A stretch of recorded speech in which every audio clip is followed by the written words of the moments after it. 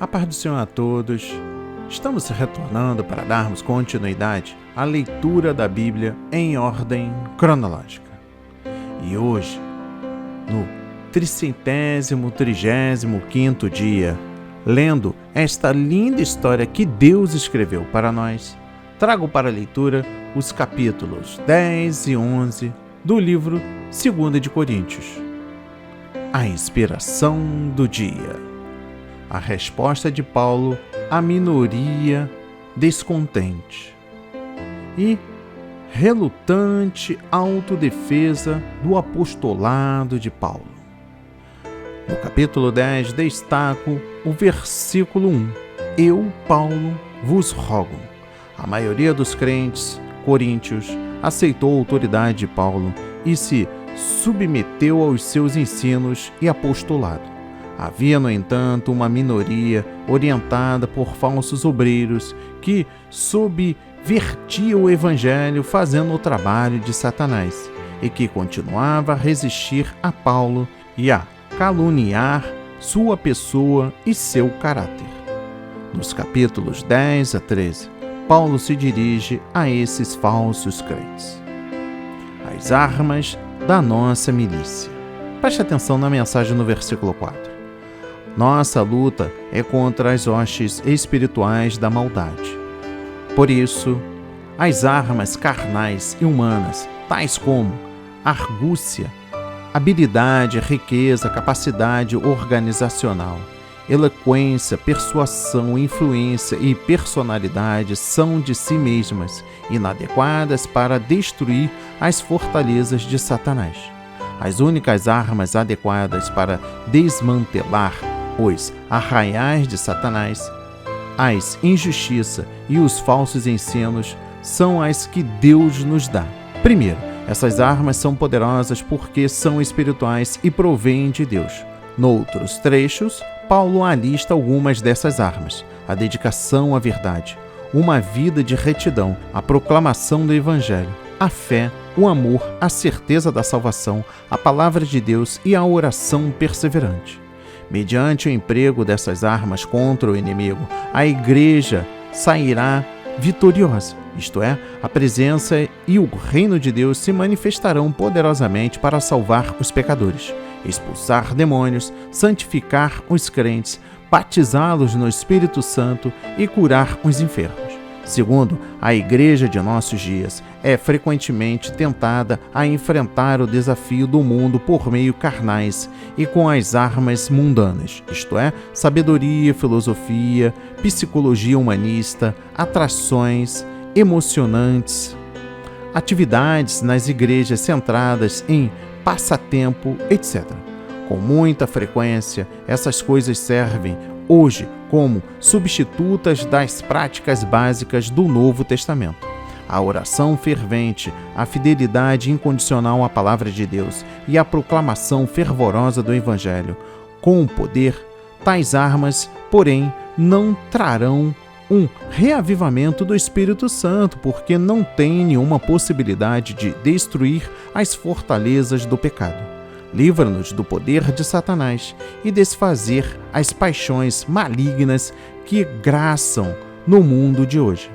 Se usarmos as armas do mundo, apenas secularizaremos a igreja e a privaremos das armas da fé, da justiça e do poder do Espírito Santo.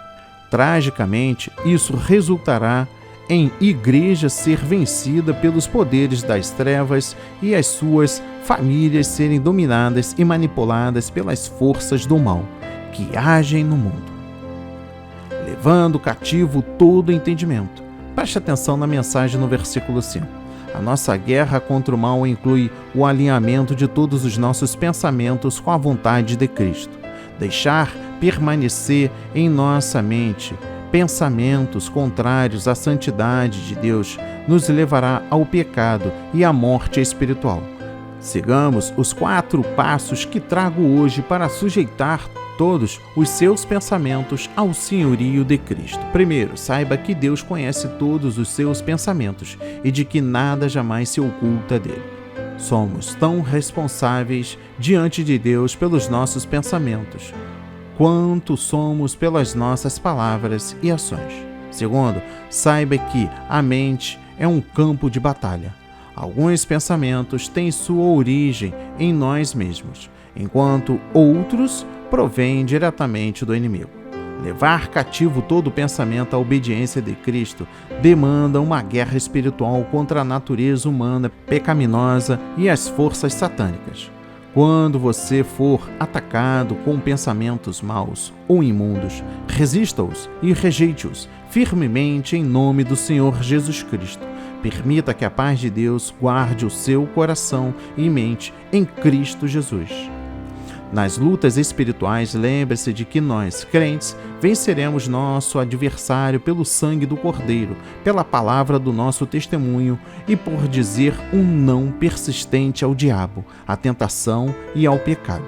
Terceiro, seja resoluto ao concentrar a sua mente em Cristo e nas coisas celestiais, e não nas coisas terrenas. Compreenda que a mente firmada no Espírito é vida e paz, ao passo que a mente firmada na carne é morte. Encha sua mente da palavra de Deus e com aquilo que é verdadeiro, junto e de boa fama. Quarto, tenha cuidado com aquilo que seus olhos veem e seus ouvidos ouvem. Recuse-se terminantemente, ponto número 1, a deixar seus olhos serem um instrumento de concupiscência. E ponto número 2, a colocar diante dos seus olhos qualquer coisa má ou vil, quer livros, revistas, quadros, televisão, vídeo, filmes ou cenas da vida real. Se medem a si mesmos. Preste atenção na mensagem no versículo 12. Comparar-nos aos padrões contemporâneos e à vida dos crentes em nosso redor demonstra que ainda estamos sem a compreensão apropriada da vontade de Deus. O padrão com o qual devemos nos medir é o padrão revelado em Cristo e na doutrina dos apóstolos no Novo Testamento. No capítulo 11, destaco o versículo 3. Corrompidos os vossos sentimentos. Alguns em Corinto enfrentavam o grave perigo de serem enganados por falsos pregadores e de aceitarem o evangelho distorcido.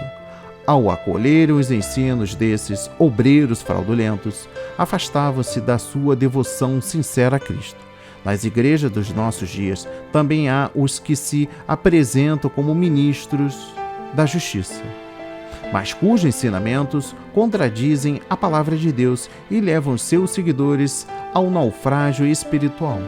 Precisamos precaver-nos contra estes. Alguém pregar outro evangelho. Preste atenção na mensagem no versículo 4.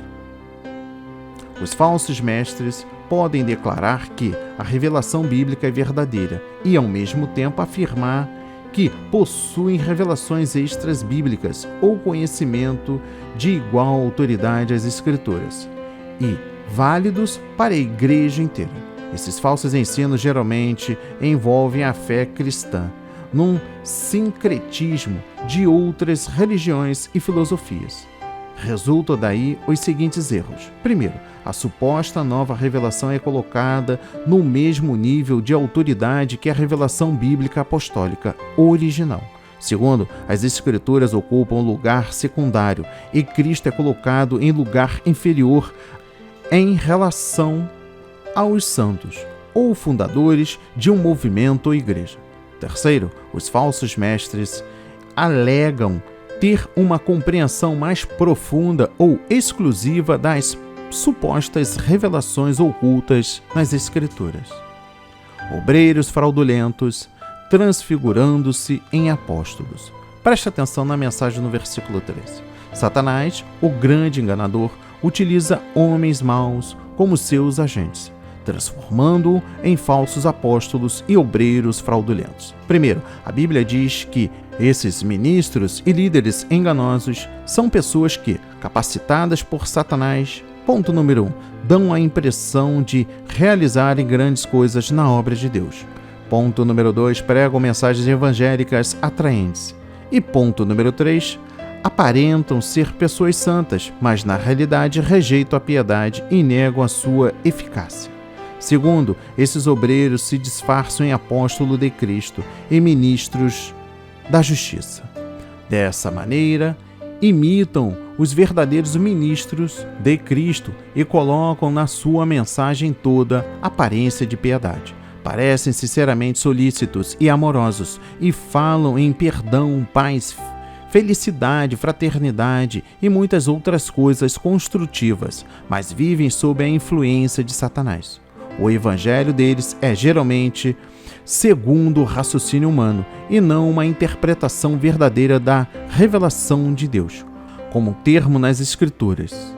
A sua mensagem não é segundo a doutrina apostólica do Novo Testamento. Terceiro, todos os crentes devem precaver-se desses ministros e líderes enganosos e não devem se deixar levar pelo carisma deles, nem por sua eloquência, preparo, milagres, altas estatísticas ou mensagem popular. Quarto, todos os líderes religiosos devem ser julgados de conformidade com a sua santidade e fidelidade ante a redenção pelo sangue de Jesus Cristo e o Evangelho, conforme ensinam Jesus e os seus escritores do Novo Testamento. Os sofrimentos de Paulo. Preste atenção na mensagem no versículo 23. O Espírito Santo, através da palavra de Paulo, revela-nos a angústia e o sofrimento de uma pessoa totalmente dedicada a Cristo, a sua palavra e a causa em prol da qual ele morreu.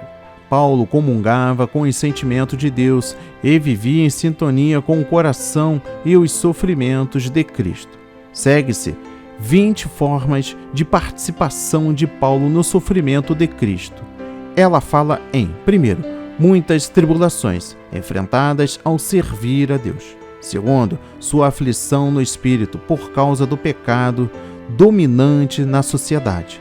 Terceiro, servir ao Senhor com lágrimas. Quarto, advertir a igreja noite e dia com lágrimas, durante um período de 3 anos, por causa da perdição das almas, pela distorção do Evangelho, por falsos mestres, contrário à fé bíblica apostólica. Quinto, sua grande tristeza ao separar-se dos crentes amados e o seu pesar diante da tristeza deles. Sexto, a grande tristeza e contínua dor no seu coração por causa da recusa dos seus patrícios em aceitarem o Evangelho de Cristo. Sétimo, as muitas provações e aflições que lhe advieram por causa do seu trabalho para Cristo. Oitavo, seu pesar e angústia de espírito por causa do pecado tolerado dentro da igreja. Nono, sua muita tribulação e angústia do coração ao escrever aqueles que abandonavam a Cristo e ao Evangelho verdadeiro. Décimo, seus gemidos por causa do desejo de estar com Cristo e livre do pecado e das preocupações deste mundo. 11º, suas tribulações por fora e por dentro por causa de seu compromisso com a pureza moral e doutrinária da igreja. 12º, o cuidado que oprimia cada dia por causa do seu zelo por todas as igrejas. 13º, o desgosto consumidor que sentia quando um cristão passava a viver em pecado. 14º, o desgosto de proferir um anátema sobre aqueles que pregavam outro evangelho, diferente daquele revelado no Novo Testamento. 15º, suas dores de parto para restaurar os que caíam da graça. 16º, seu choro por causa dos inimigos da cruz de Cristo. 17º, sua aflição e necessidade, pensando naqueles que podiam decair da fé. 18º, suas perseguições por causa da sua paixão pela justiça e pela piedade. 19º, sua lastimável condição ao ser abandonado pelos crentes da Ásia. E 20º, seu apelo angustiado a Timóteo para que este guarde fielmente a fé genuína ante a apostasia vindoura. Que a palavra de hoje toque o seu coração, transforme a sua vida para a honra e a glória do Senhor. Leia a Bíblia diariamente, pois este é o verdadeiro canal que aprende, conhece a verdade e ouve a voz de Deus. Amém e graças a Deus.